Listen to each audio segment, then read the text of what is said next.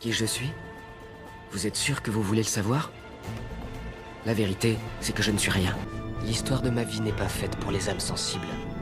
Si quelqu'un a prétendu que c'était un gentil conte de fées, si quelqu'un vous a dit que je n'étais qu'un type moyen, ordinaire, qui ne s'en fait pas dans la vie, ce quelqu'un a menti.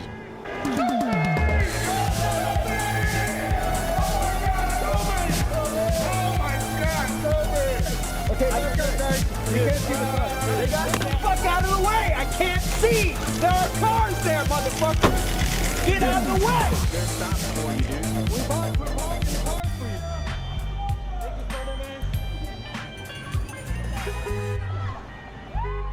Un grand pouvoir implique de grandes responsabilités.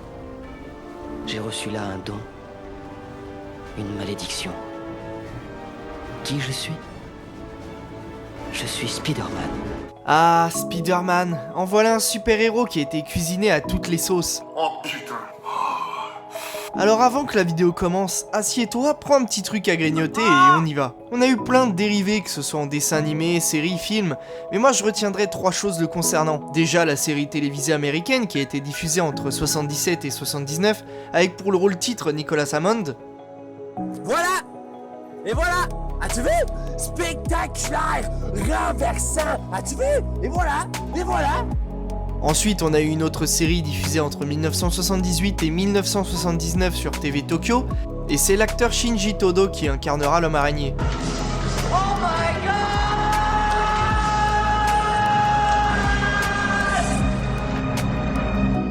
god! Et enfin, l'ultime film de Sam Raimi, sorti dans nos salles françaises le 12 juin 2002.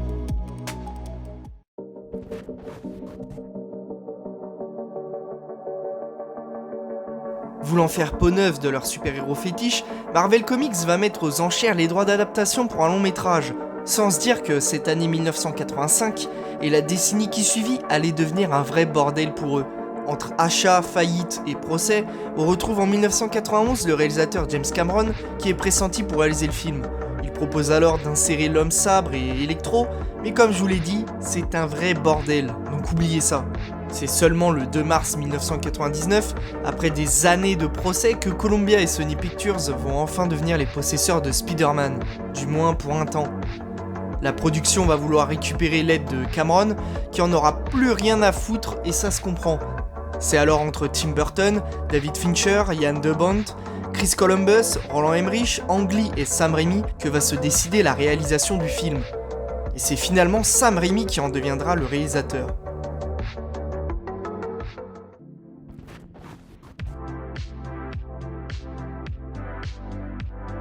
Venons-en maintenant au casting, qui est pour moi parfait. Dans le rôle de la victime à lunettes, Peter Parker, on retrouve Tobey Maguire.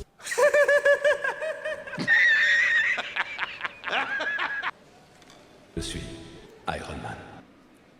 qui a été choisi par Sam Raimi après que celui-ci ait vu l'œuvre de Dieu, La part du diable. Mais c'était pas gagné au début, parce que quand les studios ont vu la tronche de Tobey, Tu vas chialer? il n'y avait pas un poil de charisme. Ils se sont dit que ça allait pas être possible, et c'est juste après avoir vu sa prestation grâce à son audition qu'ils vont changer d'avis.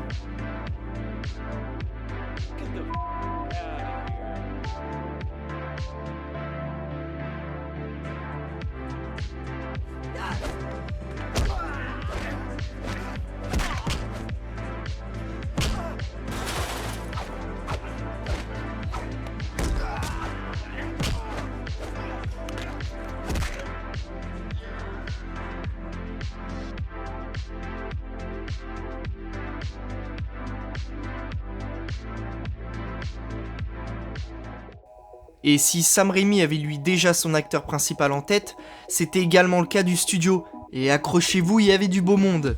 Leonardo DiCaprio, Freddie Prinze Jr., Chris Klein, Wes Bentley, Heath Ledger, Edward Furlong, Ouais. On n'est pas dans la merde. Jay Rodan et James Franco. Première fois. Dans le rôle du méchant principal du film, Willem Dafoe a été choisi en novembre 2000. Après que Nicolas Cage, Jim Carrey et John Malkovich aient refusé le rôle. Dans le rôle de Mary Jane, on retrouve Kirsten Dunst. Putain, mais ta gueule! Vache! comment ça se prononce ce truc? Kirsten Dunst. Kirsten-Dunst. Kirsten Dunst. Ça picote un peu, hein? Et dans celui de Harry Osborn, James Franco qui avait auditionné pour jouer Spider-Man.